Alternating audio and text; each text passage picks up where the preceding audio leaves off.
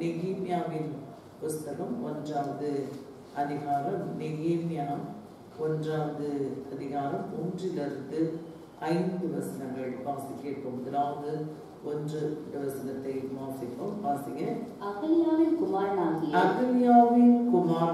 நெகேமியாவின் நடபடிகள் 20ஆம் வருஷம் கிஸ்லேயு மாதத்தில் நான் சூசான் என்னும் அரண்மனையில் இருக்கும்போது சம்பவித்தது என்னவென்றால் இந்த இடத்துல ஒரு தேவ பிள்ளை, ஒரு வாலிப பிள்ளை, நல்ல ஒரு அரண்மனை வாழ்க்கை, அருமையான ஒரு வேலை, குறைவு என்பதே இல்லாத ஒரு நிலையில இருந்த ஒரு வாலிபனுடைய அவன் சொல்லி எழுதின காரியங்களை நாம் தியானிக்க போகிறோம். இந்த உபவாச நாளில அநேகருக்கு கேள்வி இருக்கிறது. நான் ஏன் செபிக்கணும்? நான் ஏன் உபவாசம் எடுக்கணும்? நான் இயேசுவின் பிள்ளை, எனக்கு உபவாசம் எடுக்க வேண்டிய அவசியம் இல்லைன்னு நிறைய பேர் பேசுகிறதையும் சொல்லுகிறதையும் நம்ம கேட்கிறோம். தேவ பிள்ளைகள் ஏன் உபவாசிக்க வேண்டும்? ஆண்டவராகிய இயேசு கிறிஸ்து இந்த பூமியில இருக்கும்போது அவருடைய சீஷர்கள் எல்லாம் உபவாசிக்கல. அப்பொழுது அவரிடத்துல கேட்டவர்களுக்கு அவர் பதில் சொன்னார். மணவாளன் எடுபடும் போது உபவாசிப்பாங்க. அப்படின்னா என்ன? மணவாளன் இருக்கும்போது பிரச்சனை என்பதே இல்லை. ஆமென், ஆமென். எல்லாவற்றையும் அவரே செய்து முடித்தார், அவரே பார்த்து கொண்டார். ஒருவேளை மணவாளன் எடுபடும் போது, பிரச்சனைகள் வரும்போது என்ன செய்வது? வேதம் சொல்லுகிறது, உபவாசம் பண்ணு. ஆமென், ஆமென்.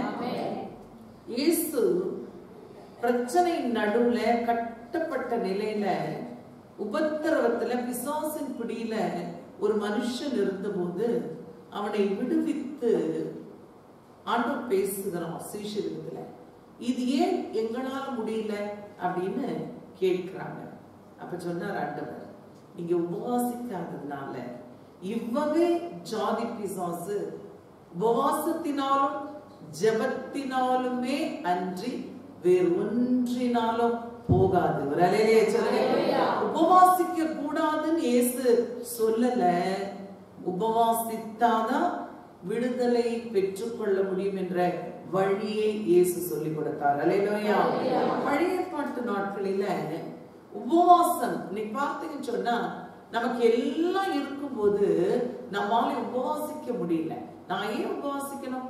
எனக்கு நல்ல வேலை இருக்கு, நல்ல வருமானம் இருக்கு, நல்ல வாழ்க்கை இருக்குது, சகல ஆசீர்வாதங்களையும் எனக்கு தேவன் தந்திருக்க, நான் ஏன் உபவாசிக்கணும்னு நிறைய பேர் யோசிக்கிறாங்க. நமக்காக அல்ல உபவாசம். நெகேமியா என்கிற ஒரு வாலிபன் அரண்மனையில ராஜாவுக்கு பானபத்திரக்காரனாய் இருந்தபோது இப்படியாய் சொல்லுகிறான். வாசிக்க அடுத்த வசனம். என் சகோதரரில் ஒருவனாகிய ஆனானியும் வேறே சில மனுஷரும் யூதாவிலிருந்து வந்தார்கள். அவர்களிடத்தில் நான் சிறையிருப்பில் மீண்டு தப்பின யூதரின் செய்தியையும் எருசலேமின் செய்தியையும் விசாரிக்கிறவர்கள். இன்னைக்கு நம்ம விசாரிக்கிறது இல்ல. அவன் ஒரு தேசத்தை குறித்து விசாரித்தான். யூதா தேசம், எருசலேம் எப்படி இருக்கிறது? நான் நல்லாதான் இருக்கிறேன், என்னுடைய வாழ்க்கை நல்லா இருக்கு, அரண்மனையில வாழ்ந்து கொண்டிருக்கிறேன். எனக்கு இந்திய தேசம் எப்படி இருந்தா என்ன? தமிழ்நாடு எப்படி இருந்தா என்ன? அல்லது என்னுடைய வீதியிலே, தெருவிலே என்னுடைய உறவுகள் எல்லாம் எப்படி இருந்தா என்ன என்கிற மனநில இருக்கிற ஒரு நபராலே உபவாசிக்க முடியாது. நான் நல்லா இருக்கிறேன், என் தேசம் எப்படி இருக்கிறது, என்னுடைய நான் வாழ்கிற பகுதியில இருக்கிற ஜனங்கள் எப்படி இருக்கிறாங்க, விசாரிக்கிற இருதயம் வேணும். அவன் விசாரித்தான். அவனுக்கு எந்த பிரச்சனையும் இல்லை. அவன் தேசத்தை குறித்த ஒரு பாரத்தையுடைய தேவ மனுஷன். நம்ம தேவ பிள்ளைகள் ஆனால் ஜெபிக்கிறவர்களாய் உபவாசிக்கிறவர்களாய் இருப்போம். அவன் விசாரித்தான். விசாரித்த போது அடுத்த வசனம் சொல்லுகிறது, அதற்கு அவர்கள் சிறையிருப்பில் மீந்திருக்கிறவர்கள் அந்த தேசத்திலே மகா தீங்கையும் நிந்தையையும் அனுபவிக்கிறார்கள். எனக்கு தேசத்துல தீங்கு, மகா தீங்கு. நீ பார்த்தீங்கன்னு சொன்ன தேசத்துல பெண் பிள்ளைகளை குறித்த செய்தி ஒரு தமிழ்நாட்டுல பெண்களை மிகவும் மதிக்கிற ஒரு தமிழ்நாடு அப்படின்னு சொன்னாலே ஒரு பாதுகாப்பான இடம் பெண்களுக்கு அப்படின்னு பேர் வாங்கின ஒரு தமிழ்நாட்டுல கேவலமான அருவருக்கத்தக்க காரியங்கள் எல்லாம் செய்கிறார்கள் நம்முடைய பிள்ளைகள் தான். ஒண்ணு வெளி மாநிலத்தில இருந்தோ வெளி ஊர்ல இருந்தோ வெளிநாட்டிலோ இருந்த வந்தவர்கள் அல்ல. அவருடைய சரீரத்துல ஓடுகிறது தமிழ் ரத்தம். நம்ம என்ன செய்து கொண்டிருக்கிறோம்? நம்முடைய தேசம் கிறிஸ்துவை அறியாததுனால, நாம் பேசுகிற மொழியை பேசுகிற நம்முடைய பிள்ளைகள் இன்னும் கிறிஸ்துவை அறியாததுனால, அன்பு இல்லாததுனால, ஒருவேளை நம்முடைய வீட்டுல நடக்கும் போது மாத்திரம்தான் எனக்கு வலிக்கும்னா சுயநலவாதிகள் நம்ம தேவ பிள்ளைகள் இல்ல. ஒரு பிள்ளை இருந்தான் நெகேமியா என்று சொல்லி, அவனுடைய வாழ்க்கை, அவன் வாழ்ந்த விதம் எந்த கவலையுமே இல்லாம அவனால வாழ்ந்திருக்க முடியாது. விசாரிக்கிறான், என் தேசம் எப்படி இருக்கிறது. அங்க இருந்தவங்க சொல்றாங்க, அங்கே மகா தீங்கை அனுபவிக்கிறாங்க. இன்னைக்கு தேசம் எப்படி இருக்கிறது, நாம் வாழ்ந்து கொண்டிருக்கிற இந்த தமிழ்நாடு எப்படி இருக்கிறது? நம்ம விசாரிக்கிறதும் இல்ல, ஜெபிக்கிறதும் இல்ல. அவன் விசாரித்தான், மகா தீங்கை அனுபவிக்கிறார்கள். எருசலேமின் அலங்கம் இடிப்பட்டதும் அதன் வாசல் அக்கினியால் சுட்டெரிக்கப்பட்டதுமாய் கிடக்கிறது. இன்றைக்கு இந்தியாவின் நிலை கூட இதுதான். ஒருவேளை அன்றைக்கு பாதுகாப்பாய் எருசலேமை சுற்றி அலங்கம் இருந்தது, ஒரு எதிரியும் உள்ள வர முடியாது. இன்றைக்கு இந்திய தேசத்துல எல்லைகளில இருக்கிற பாதுகாப்பு கேள்விக்குறி. ஈஸியா ஒரு எதிரி உள்ளே வந்து விடுகிறான். உள்ளே ஆளுகிறவர்கள் நியாயத்தை விட்டு விலகி அநேக ஆண்டுகள் ஆயிற்று. அலங்கம் அன்றைக்கு இடிக்கப்பட்டாயிற்று. நம்முடைய இந்திய தேசத்தின் பாதுகாப்பு என்றைக்கோ பரிதாபத்துக்குரிய நிலைக்கு போயிடுச்சு. கவலையற்று வாழ்ந்து கொண்டிருக்கிறோம். நம்ம ஏதோ பாதுகாப்பா இருக்கிறோம்னு நினைக்கிறோம். எல்லையில இருந்த பாதுகாப்புகள் போயிடுச்சு. யார் நினைச்சாலும் உள்ள வந்துட முடியுன்ற நிலைக்கு இந்திய தேசம் வந்துருச்சு. அவன் சொல்றான், அங்கு எருசலேமை சுற்றி இருந்த அலங்கம் இடிக்கப்பட்டது. உள்ளே எதிரி வந்துடுவான். பாதுகாப்பற்ற ஒரு நிலை சொல்லுகிறான். தொடர்ந்து சொல்லும் போது, வாசல்கள் அக்கினியினாலே சுட்டெரிக்கப்பட்டது. 8 வாசல்கள் இருந்தது எருசலேமிலே. எருசலேமுக்குள்ள வரணும் சொன்னா அந்த 8 வாசல்ல ஒரு வாசல் மட்டும் அடைக்கப்பட்ட வாசல். மேசியா வருவார் என்று சொல்லி அந்த வாசலை அடைத்து வைத்திருந்தார்கள். வாசல்கள் எல்லாம் எரிக்கப்பட்டாயிற்று. இங்க யாருனாலும் உள்ள வரலாம். அந்த நிலையை கேட்ட உடனே அவன் என்ன செய்தானா? அடுத்த வசனம் எப்படி சொல்லுது, வாசி கேட்போம். இந்த வார்த்தைகளை கேட்டபோது நான் உட்கார்ந்து அழுது.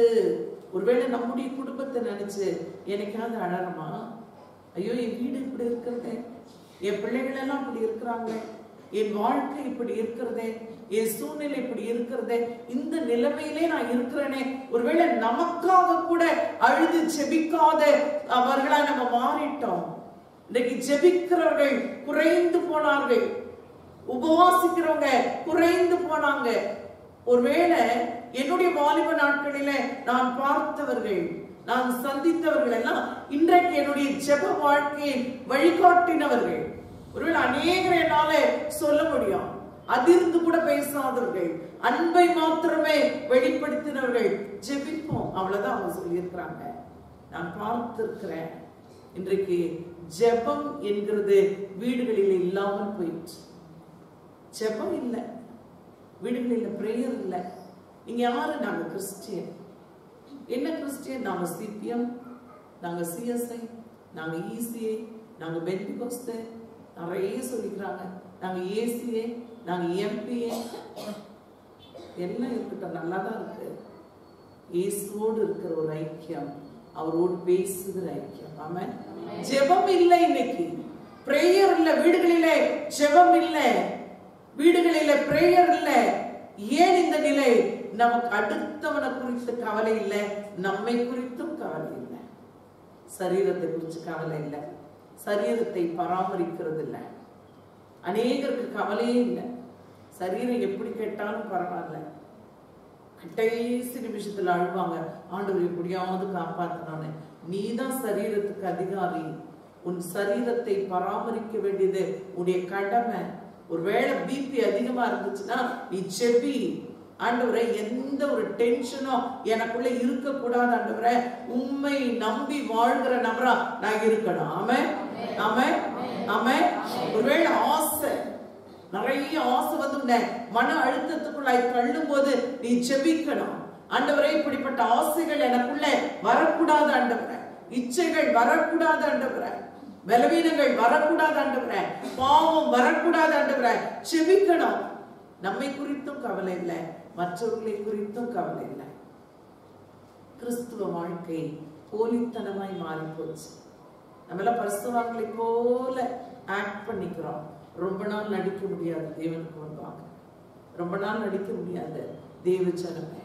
மற்றவர்களை குறித்து ஒரு விசாரிக்க, ஒருவேளை அவர்களுக்காக செபிக்க, முன்னாடியெல்லாம் நம்பி பிரேயர் ரிக்வெஸ்ட் கொடுக்கலாம், இவங்க கிட்ட சொன்னா ஜெபம் பண்ணுவாங்க. இப்ப அந்த நம்பிக்கை குறைந்து போயிடுச்சு. ஜெபிக்க ஆட்கள் இல்லை, உண்மையாய் ஜெபிக்க ஆட்கள் இல்லை. ஊழிய ஸ்தலங்களில கூட பார்க்கும்போது ஜெபிக்கிறதுக்கு நேரம் ஒதுக்குற ஊழியங்கள் இல்லை. ஊழியங்கள் எல்லாம் வேறு விதமாய் ஓடிக்கொண்டிருக்க நாம் என்ன செய்து கொண்டிருக்கிறோம்? நீங்களும் நானும் செய்ய வேண்டியது ஒன்று உண்டு. நெகேமியாவிடத்துல பழைய ஏற்பாட்டு காலங்களில் அநேகவற்றை கற்றுக்கொள்ளத்தான் ரெண்டும் நமக்கு வேதாகமத்தில் வைக்கப்பட்டிருக்கிறது.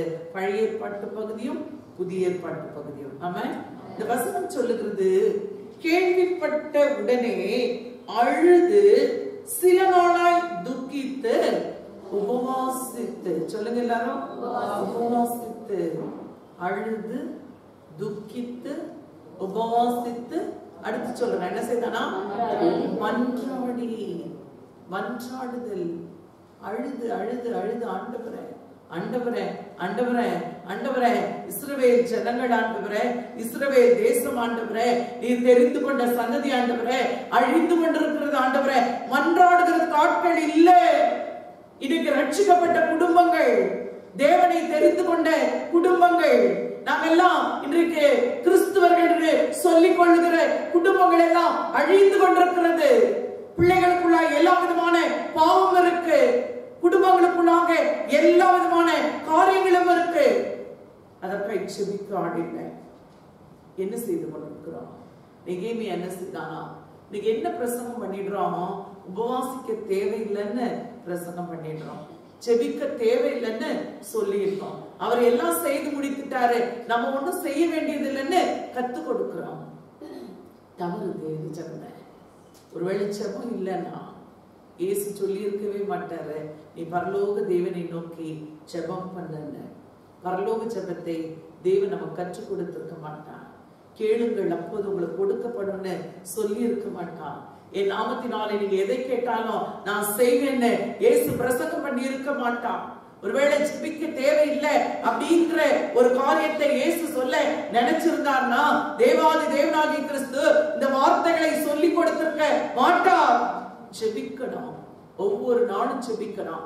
ஒருவேளை பிரச்சனைகள் போராட்டங்கள் வரும்போது உபவாசித்து மன்றாடி கதறி அழுது ஜெபிக்கிற நபர்களா நாம இருக்கணும். ஆமென், ஆமென், ஆமென். அந்த வசனம் சொல்கிறது, மன்றாடி பரலோகத்தின் தேவனை நோக்கி நோக்கி பரலோகத்தின் தேவனாகிய கர்த்தாவே, கர்த்தாவே உம்மில் அன்பு கூர்ந்து உம்முடைய கற்பனைகளை கைக்கொள்கிறவர்களுக்கு உடன்படிக்கையையும் கிருபையையும் காக்கிற மகத்துவமும் பயங்கரமான தேவனே.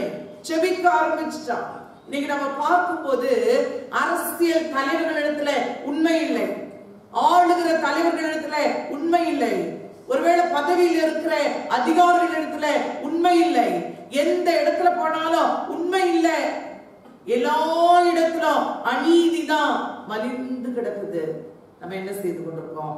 அதனோடு இணைந்து செயல்படுகிற நபராய் மாறிட்டோமா?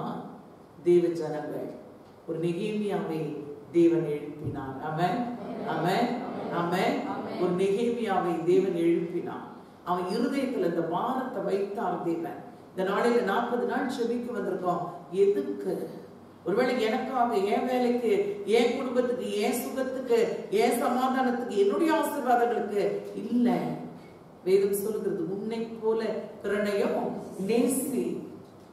மற்றவர்களுக்காக ஒருவருடைய பாரத்தை ஒருவர் சுமந்து கொண்டு கிறிஸ்துவில் இருந்த சிந்தையே நம்மிலும் இருக்க கடவுது.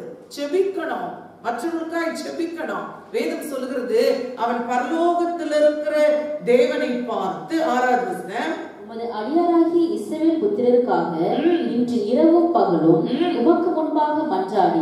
எப்படி மன்றாடி இருக்கிறான்? இரவும் பகலும் உபவாசத்தோடு. சொல்லுங்க எல்லாரும், உபவாசத்தோடு. இரவும் பகலும் உபவாசம், இரவும் பகலும் உபவாசம். ஒருவேளை நம்ம என்ன நினைச்சுக்கிறோம், உபவாசம் அப்படின்னா திரும்ப திரும்ப ஆவியானவர் பேசிக்கொண்டே இருக்கிறார். ஏதோ ஒரு வேளை இட்லி சாப்பிடாது இருக்கிறது இல்ல உபவாசம், சிக்கன் சாப்பிடாது இருக்கிறது இல்ல உபவாசம், ஏதோ ஒரு வேளை சாப்பாட்டை கட் பண்றதுல உபவாசம், கண் இமை மூடாமல் இரவும் பகலும் மன்றாடுகிறது. ஆண்டவரே, இந்தோடு இந்த சந்ததியின் மீது இருக்கிற சாபங்கள் முறியடிக்கப்படணும்ப்பா. என்ன தெரிஞ்சு கொண்டீங்க ஆண்டவரே, என்ன ஆசீர்வதிச்சிட்டீங்கப்பா, என்ன உங்களுடைய பிள்ளைகளை சேர்த்து கொண்டீங்க ஆண்டவரே. என் பிள்ளைகள் பின்னாட்களில் எப்படி இருப்பாங்கன்னு தெரியாது, பின் சந்ததி எப்படி இருக்கும்னு தெரியாது ஆண்டவரே. இப்பொழுதே இந்த விசுவாசம் இருக்கும் போதே, உடைய கிருபை மீது ஊற்றப்பட்டு இருக்கும் போதே, இந்த வாய்ப்பு எனக்கு கொடுக்கப்பட்டு இருக்கும் போதே, என் பிள்ளைகள் எல்லாம் ஆசீர்வதிக்கப்பட்டவர்களா பரிசுத்தம் உள்ளவர்களா வாழ்நாண்டவரை உபவாசிக்கணும். ஆமென், ஆமென், ஆமென். நம்ம என்ன நினைக்கிறது, பெரிய பணக்காரனாய் வீடெல்லாம் கட்டி பிள்ளைக்கு கொடுத்துடலாம்னு நினைக்கிறது.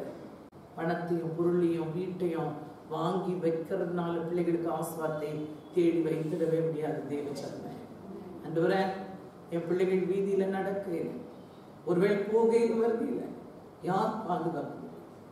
செபிக்கிறோமா? ஒருவேளை செபிக்கிறோமா? ஒருவேளை உபவாசிக்கிறோமா? யாரோ ஒருத்தருக்காக நெகேமியா சொல்கிறான், இரவும் பகலும் மன்றாடி. ஒருவேளை கிறிஸ்துவர்கள் சொல்லிக்கொண்டு பிள்ளைகளுக்காக, குடும்பத்துக்காக, வாழ்க்கைக்காக செபிக்க முடியாம சுயநலம் நிறைந்தவர்களா இந்த உலகத்துல, அசுத்தத்துல, சாக்கடையில, இந்த உலகம் ஆண்டவராகிய இயேசு கிறிஸ்துவின் இரத்தத்தினாலே கழுவப்பட்ட பரிசுத்தவான்கள் எல்லாம் ஆமென், ஆமென், ஆமென், உலகத்தோடு இணைந்து ஓட அழைக்கப்படல. ஒருவேளை உலகம் அதை அங்கீகரிக்க வேண்டிய அவசியம் இல்லை. உலகம் உனக்கு சர்டிபிகேட் கொடுக்காது, அதை எதிர்பார்க்காத. தேவச்சரணை எதிர்பார்க்காத, எதிர்பார்க்க வேண்டாம். தேவன் ஒருவர் இருக்கிறான். பரலோகத்தில் இருக்கிற தேவனை நோக்கி அவன் இரவும் பகலும் மன்றாடி. வாசிக்கிறோம், இஸ்ரவேல் புத்திரராகிய நாங்கள் உமக்கு விரோதமாக செய்த பாவங்களை அறிக்கையிடுகிற அடியனுடைய ஜெபத்தை கேட்கிறது. ஒரே ஒரு மனுஷன் மொத்த ஜனங்களுடைய பாவங்களுக்காய் அறிக்கை செய்து ஜெபித்தான். அல்லேலூயா. அறிக்கை செய்கிறான் தேவனிடத்துல. நம்ம என்ன சொல்றோம், இது தப்பு அப்படின்னு சொன்னா ஒத்துக்க முடியல. இன்னைக்கு இது தவறு. தேவ ஜனங்களா இருந்தா இப்படி இருக்க கூடாது, இப்படி நடக்க கூடாது, இப்படி செய்யக்கூடாது. கிறிஸ்துவை போல மாற ட்ரை பண்ணணும். மாறிட முடியாது.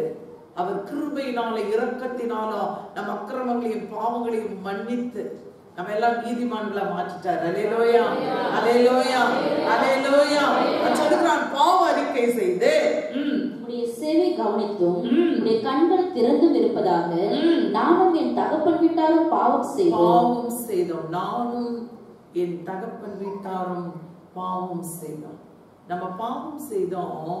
நம்ம பாவங்களை எல்லாம் இயேசு சிலுவையில சுமந்து தீர்த்துட்டார். அல்லேலூயா. அன்னைக்கு நெகேமியாவுக்கு இல்லாத ஒரு வாய்ப்பும் கிருபையும் நமக்கு கொடுக்கப்பட்டது. எனக்கு கிருபை கிடைச்சிட்டுன்றதுனால அந்த கிருபையை அசட்டை பண்ணிடக்கூடாது. கிருபை கிடைத்து விட்டது அப்படின்றதுனால, பாவ மன்னிப்பு கிடைச்சிருச்சு அப்படின்றதுனால இந்த உலகத்துக்குள்ளாய் இருந்து கொண்டு, அசுத்தத்துக்குள்ளாய் இருந்து கொண்டு கிருபையை போக்கடிக்கிற நபராய் இருந்துடக்கூடாது. ஒரு அல்லேலூயா சொல்லுங்க. அந்த வசனம் சொல்லுங்க, அடுத்த வசனம். நாங்கள் உமக்கு முன்பாக மிகவும் கெட்டவர்களாய் நடந்தோம். அறிக்கை செய்யணும். ஒருவேளை இன்றைக்கு அப்படிப்பட்ட பாவங்கள் இருந்தா தேவனிடத்தில் அறிக்கை செய்யணும்.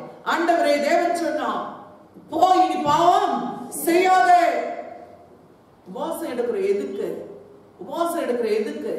ஒருவேளை இதுவரைக்கும் சபிக்கப்பட்ட வாழ்க்கை, துர்மரணங்கள், சின்ன வயசுலயே செத்து போறது, துர்மரணம், தீர்க்காயுசை கொடுப்பேன் கர்த்தர் சொல்லி இருக்கிறார். ஆமென்.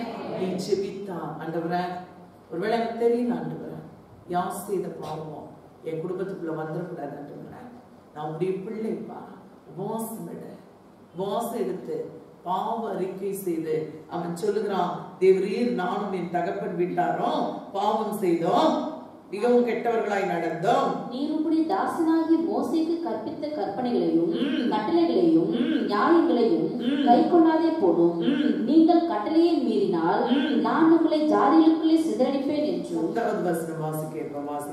தேவரீர் உமது மகா வல்லமையினாலும் உமது பலத்த கரத்தினாலும் மீட்டுக் கொண்டு உமது அடியாரும் உமது ஜனங்களும் இவர்கள்தானே. ஆண்டவரே, அடியாரின் ஜெபத்தையும் நாமத்துக்கு பயப்பட வேண்டும் என்று விரும்புகிற உமது அடியாரின் ஜெபத்தையும் உமது செவிகள் கவனித்திருப்பதாக இன்றைக்கு உமது அடியானுக்கு காரியத்தை கைக்கூடி வர பண்ணி இந்த மனுஷனுக்கு முன்பாக எனக்கு இரக்கம் கிடைக்க பண்ணியருளும் என்று பிரார்த்தித்தேன்.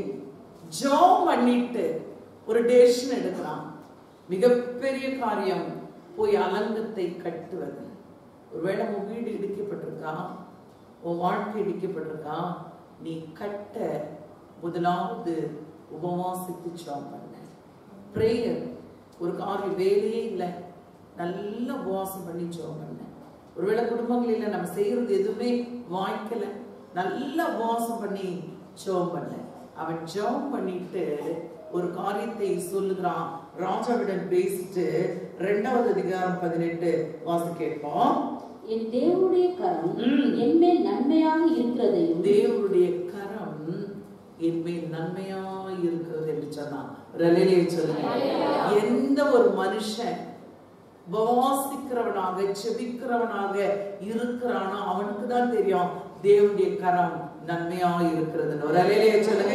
என்னுடைய தேவனுடைய கரம் என்மேல் நன்மையா இருக்கிறதையும் ராஜா என்னோட சொன்ன வார்த்தைகளையும் அவர்களுக்கு அறிவித்தேன். அப்பொழுது அவர்கள் எழுந்து கட்டுவோம் வாருங்கள் என்று சொல்லி அந்த நல்ல வேலைக்கு தங்கள் கைகளை திடப்படுத்தினார்கள். சொல்லுங்க. நல்ல ஒரு அலையிலேயே சொல்லுங்க. இன்னும் நல்ல ஒரு அலையிலேயே சொல்லுங்க. எல்லாரோடைய பேசல, தேவனோடு பேசினான். தேவன் ராஜாவோடு பேசினார். இவன் நினைத்ததை காட்டிலும் அதிகமான காரியங்களை தேவன் நெகேமியாவை கொண்டு செய்தார். கூட இருந்த எல்லாருக்கும் சொன்னா, எழுந்து கட்டுவோம் வாருங்கள் என்று எல்லா கரங்களும் இணைந்தது. சொல்லுங்க. நல்ல ஒரு அலையிலே சொல்லுங்க. இன்னும் நல்ல ஒரு அலையிலே சொல்லுங்க.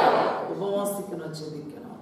ஆமென், ஆமென், ஆமென், ஆமென், ஆமென். அந்த இருதயம் நமக்கு வேணும். ஒருவேளை ஆபத்துக்கள் வராத வரைக்கும், உபத்திரவங்கள் வராத வரைக்கும், பிரச்சனைகள் வராத வரைக்கும் நம்மால் இந்த உபவாசம், இந்த ஜெபத்துடைய மகிமையை உணர்ந்து கொள்றதில்லை. நம்ம நல்லா இருக்கும் போதே இயேசு உபவாசித்தார். எப்ப தெரியுமா? சிலுவையில் இருக்கும் போது இல்லை, அந்த ஊழியத்துக்குள்ளாய் போகிறதுதான். ஆரம்பிக்கும் போதே பிசாசு ஜெயிச்சுட்டாதான் உள்ள போனார். அல்லேலூயா. வாழ்க்கையில ஒருவேளை இதுவரைக்கும் நிறைய பேர் எப்போ உபாசிக்கிறாங்கன்னா பிரச்சனை வந்த பிறகு உபாசிக்கிறது.